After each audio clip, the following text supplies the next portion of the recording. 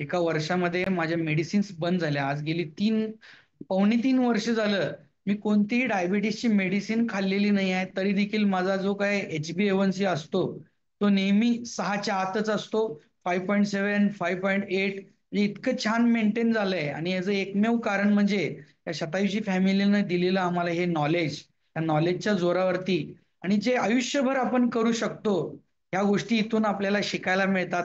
त्याचबरोबर माझ्या मिसेसचा पण खूप छान रिझल्ट आला. तिला देखील थायरॉइड होतं. 75 mg ची गोळी खात होती. तिचं पण वेट 90 kg झालं होतं आणि तिला पण खूप त्रास व्हायचा. आणि जसं जसं इथं वेट लॉस मॅरेथॉन अटेंड करायला चालू केली, तिनं पण तिचं 22 ते 23 किलो वेट लॉस केला पहिल्या 3च महिन्यामध्ये. डॉक्टरांनी तिची 75 mg ची जी काय थायरॉइडची गोळी होती ती डॉक्टरांनी बंद केली.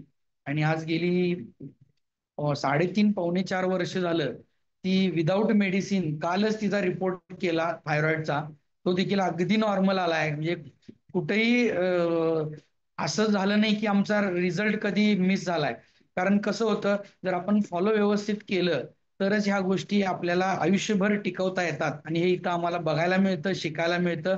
त्याचबरोबर माझ्या मुलीचे पण खूप चॅलेंजेस होते.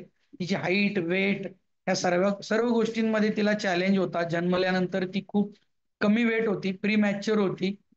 जवळपास 1100 ग्रॅमची होती आणि तिथून पुढं तिला खूप काही प्रॉब्लेम दवाखान्यामध्ये फेस करावे लागले. आणि त्याच्यानंतर तिची हळूहळू कशी बशी ग्रोथ होत होती. पण त्रास हा तिला भयानक होता.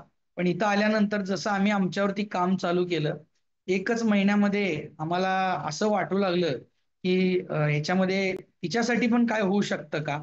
जेव्हा आम्ही सुजाता ताईंना भेटलो आणि ताईने आम्हाला सांगितलं की तिला तुम्ही डायनो प्रेफर करा, आणि डायनो जसं तिला स्टार्ट केलं, तिची पहिल्या 6 महिन्यामध्येच 8 ते 9 इंच उंची, त्याचबरोबर 10 ते 12 किलोचं वेट गेन झालं.